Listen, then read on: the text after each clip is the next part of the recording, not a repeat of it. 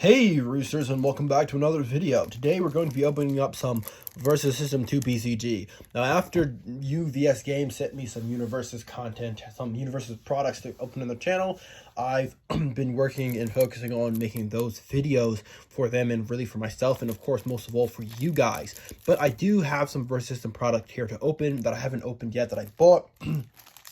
I want to get the new Fantastic Four set. I do, but last time I was on, it was sold out. I believe it's back in stock now for most stores, but I still haven't gotten around to ordering it. I do want to do that and open that up on the channel for you guys, and open that and make those videos for you guys as well.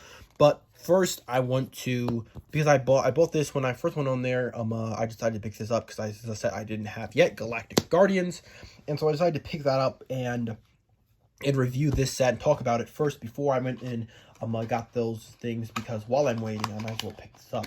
And now it's back in stock, so I can go order some, and hopefully I can get that out to you guys soon, sooner if not later. But let's read what it says on the side of the box here. In issue 2 of Infinite War Secret story arc, I actually have the other two story arcs for this one. This is just one I didn't have yet, so sadly I won't be opening up Infinity War and Cosmic Avengers on the channel, but I can do reviews on them if you guys want me to. In issue 2 of the Infinity War story arc, Adam Warlock, Cosmo, Star-Lord, and Star-Lord are ready to join your team and put a stop to the most notorious danger in the universe, which is Thanos.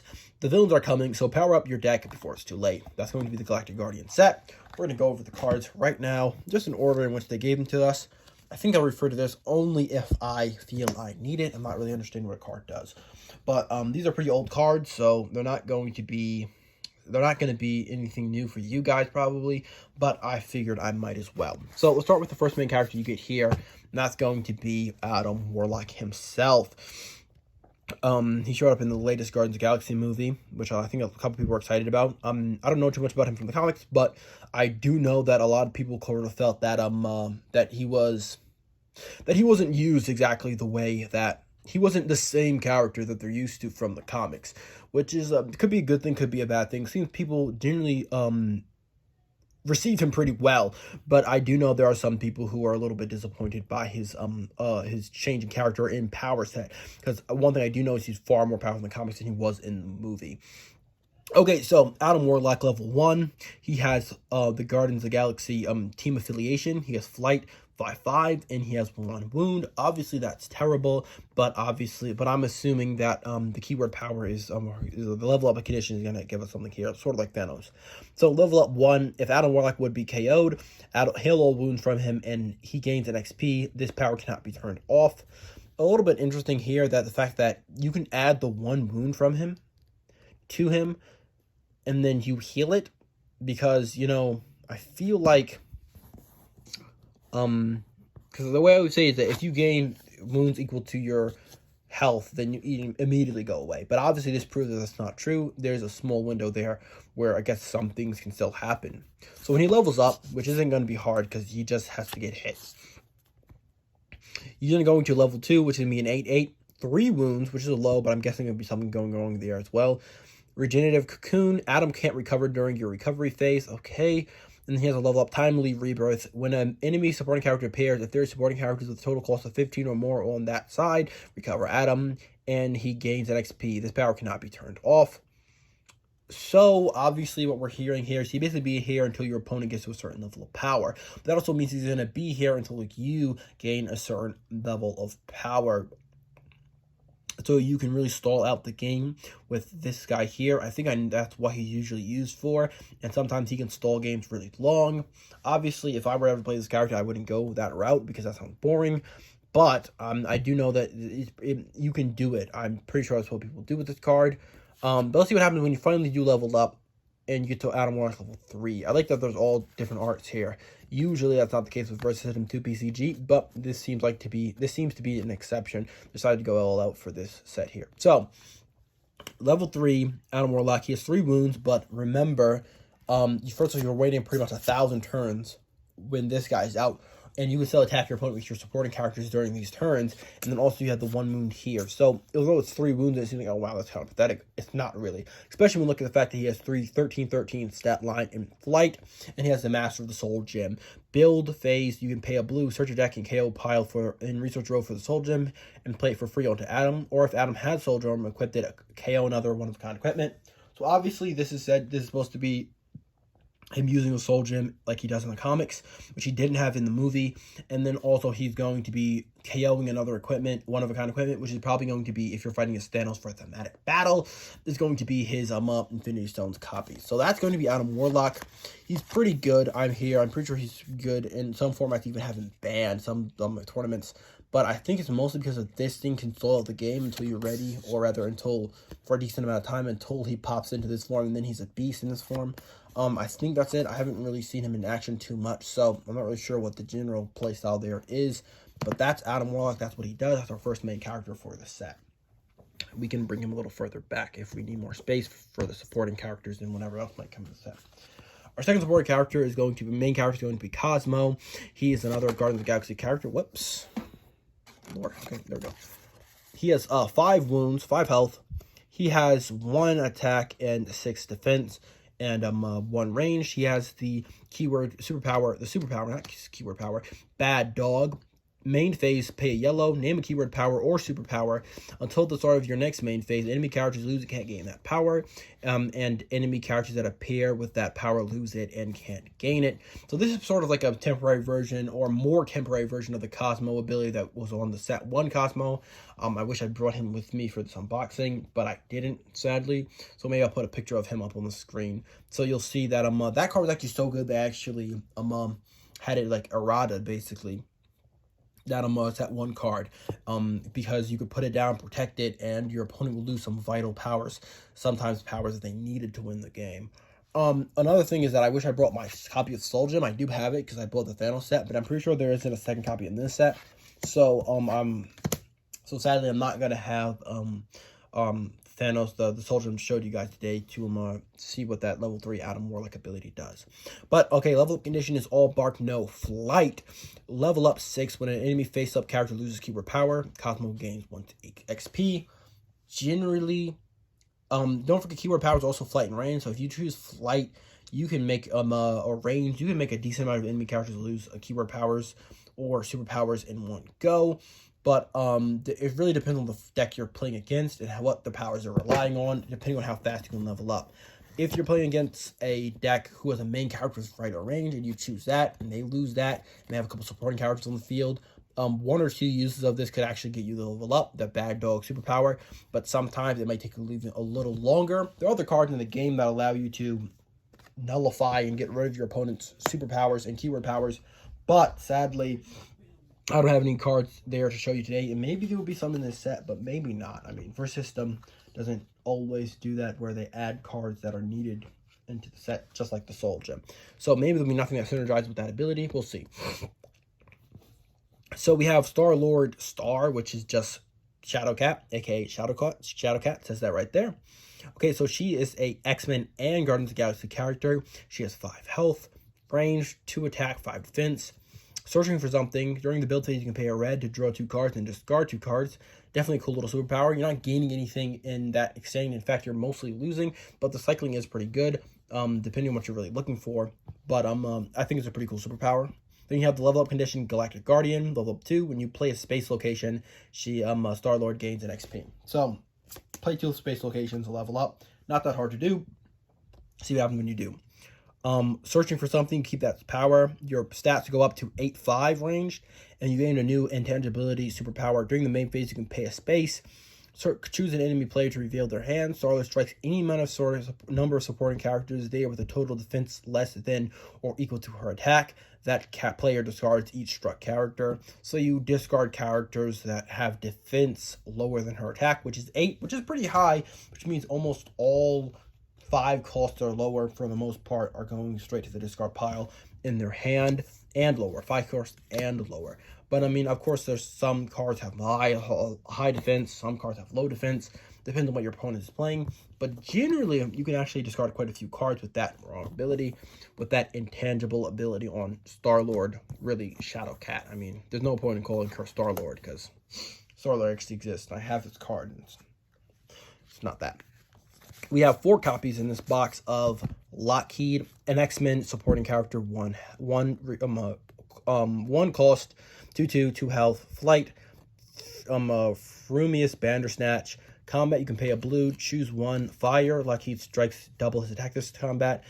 Smoke, the defender can't strike back this combat. I think it's actually pretty good. 1 cost for X-Men, especially if you're playing something that wants to be using these power symbols. I know the first Storm does. Not that she's very good, but just off the top of my head, I'm just saying things like that. Obviously, 4 attack isn't that much. Striking with 4, but the defender can't strike back is pretty good, especially for the early game, because sometimes clearing out your opponent's characters and keeping your flyers that are cheap on the board can stack up later in the game. So, I mean, I like this card. I mean, is it amazing? No, but I like it. Next up, we got 4 copies of Jack Flag. He's a 2 cost, 2 health, 3 attack, 1 defense, ranged. Computer Hotline Network. He can team attack with Captain America, nor ignoring team restrictions. Cool. Then he has follower. When he team attacks with a main character, that character gains leader this combat. So obviously, this character is meant to go into Captain America, the first Captain America deck that came out.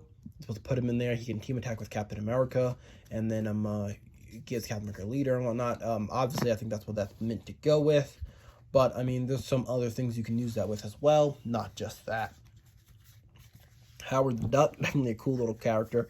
1 health, 2 defense, 5 attack, ranged. He has Duck. When Howard is attacked, you may exhaust him. If you do, the attackers can't strike this combat, and proud of it. At the end of your turn, ready Howard. So, I really like this card. I don't know how good it is, but it's pretty funny. You can attack with him, ready him at the end of your turn, and then your attackers attack you, and you can stop them from attacking. But remember, that only really works the first turn you play him. You play him, you can attack. He'll ready at the end of your turn, right?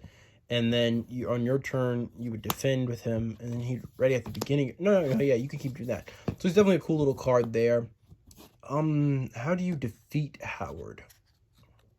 What is the out here? How do you beat Howard the Duck? When he's attacked, you may exhaust him. If you do, attackers can't strike this combat. I guess I'd have to get him off the field a different way. I'm really blanking on how you're supposed to take him out of the game. I mean, there's definitely a way. I mean, there's no way the card just doesn't die. But I'm wondering how exactly you're supposed to kill him. So we have Nikki with the mercurial personality. When she appears, she may pay a space. If she does, burn an enemy supporting character. It stuns at the end of each of the player's turn. She's 4 cost, 2 health, 6 attack, 1 defense. I think you really only... I mean, it's a pretty good card. You could actually... Let me see. Yeah, it's any supporting character. Obviously, I'm pretty sure Galactus is immune to burn, but... pretty good. Burn any supporting character, no matter big, no matter how bad. We have Starhawk. Oh, this one got words. 2 health, 5 cost, flight range 5/5. Composite being. Starhawk characters in your hand other than copies of this card have bond with Starhawk. You may discard them to generate power symbol from one of your card's superpowers. One of this card's superpowers. Giver of light. Main space, remove all +1/+1 counters from an enemy character and remove all +1 -1 counters from characters on your side. Definitely something you would want in a match against the symbiote, because their +1/+1 counters can get a little ridiculous, and that's good. I'm assuming we get another Starhawk.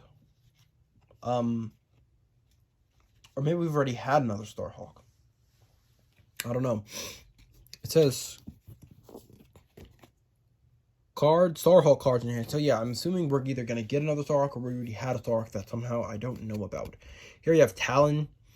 7/7 1/5. He's also an Eternal. Nope. An Inhuman. Pounce. While Talon is attacking an exhausted character, it can't strike back at him. Good. Apprentice to the Sorcerer Supreme. build blue red, stun the lowest cost face-up enemy supporting character on a side. You settle ties. So if I have a lowest cost character and your opponent also has a 1 cost, they have a 1 cost, then I can decide who gets stunned. And unless I'm feeling like throwing that day, we know who it's going to be. Okay, so we have Krugar, 1 health, 9 defense, 5 attack. We have Flight, of course, Master and Apprentice. Talent characters on your side can use their superpowers of any number of times each turn, while Doctor Strange on your side, Krugar can use his superpowers any number of times each turn. Sorcerer's Ways, main green, double the +1/+1 counters on a character on your side. So if you're playing a Doctor Strange deck, I guess you could play him in it. If you're playing a card with him in it, you can play him in it. To really synergize and get the most out of your superpowers per turn. You have 7 cost card is Angela, I don't know. 2 health, 7/8 flight. Characters without flight or range can't solo attack Angela. The 10th realm, at the start of your main phase, if there are 9 or more locations on your side, open a bridge from Heaven, reveal top 10 cards of your deck, put each character onto your side, shuffle the rest. A player may only open 1 bridge each game. Okay. Play this card pretty much, for the most part, pretty much summon a bunch of characters. Pretty interesting. We have Mainframe here. 1 health. He's aka Vision, 7 cost, stationary, Mainframe can't move. Primary operating system. Build yellow. Other characters on your side pay 1 less power symbol to use their first superpower this turn. That's pretty good. If you can get him out, if you feel like getting him out, he has no attack but 16 defense. You can plop him in the front, use that power once, play a couple power symbols, and then he's probably gonna die, but he can take a hit for you. We have cards are flopping about. Sorry. We're towards the end of nearing the end of the box here. Living Tribunal, 15, 0 attack, 0 defense, 0 health. He better do something good. Balance in the Multiverse. When you recruit Living Tribunal, choose one of his faces. When you remove him from the game. Equity. KO each Marvel equipment, location, and supporting character. Necessity. KO each Marvel equipment, location, supporting character. In Vengeance, KO each photographic universe equipment, location, and supporting character. Okay, so you play this card, and if your opponent is playing, well, it's hard to say, but you play this card. If you get to 15, you sort of play this card and win the game. It's not always going to be the case that happens. No, because you don't even. Yeah, because because your opponent doesn't lose the game. Well, no. Yeah, so no, you don't win the game, but you you hurt your opponent bad. I don't think that card's very worth it. But anyway, we have a Nova Core. Any turn combat, your main character may pay a space. If it does, KO an enemy supporting character in the combat with 7 attack or more. Your opponent's swinging in for big. You can't handle it. You pay your space. You kick him. You kill him. You finish him. He's done. Gone. Here we have the Milano. This is the last card in the set. Special location. Ravager. During your build phase, your main character may pay a space. If it does, turn this location face down. Put a +1/+1 counter on each character on your side. Then they have flight and range for this turn. So it's like Gimme a Lift, that card in base set 1, which gives you a +1/+1 counter and flight and range. But now you do it for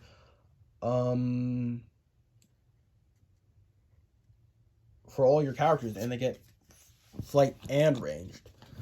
So that's gonna be the set. I'm gonna look through the manual a bit, see what we can find. If nothing, I'm going to probably end the video here, but if not, I'm going to read through this and come back with any important things I want to know, rule clarifications and such. Give me a second. If this is gonna be the end of the video, see you guys later. I read through this and I found nothing that I needed to talk to you guys about, or felt like I should have. But if not, we'll see each other soon. Okay, so a couple of rule clarifications. Something that I didn't mention that I didn't know. This power only affects cards that are currently in play on your side. not once you play that turn. Despite being built during the build phase, which means you could use this ability to then play cards. That's not how this power works. It only applies to characters that are currently on your side. And then secondly, we did have another Starhawk card, but it came out in Legacies. And that means that I don't have it. I don't have the Legacy set yet. I couldn't be able to find it for a good price. So Starhawk actually does have another card. I just don't own it. But that's going to be it for today's video. We have opened up Galactic Guardians, this set. If you haven't already had this set in your hands and you think some of these cards are pretty interesting, pick it up. Of course, if you have already owned this set, tell me what you actually ended up thinking about it in the comments. How many of these cards did you end up playing in a deck? How many of them were just kind of fodder cards that didn't really do much for your collection? And I'll see you guys next time when we talk about more Versus System 2 PCG.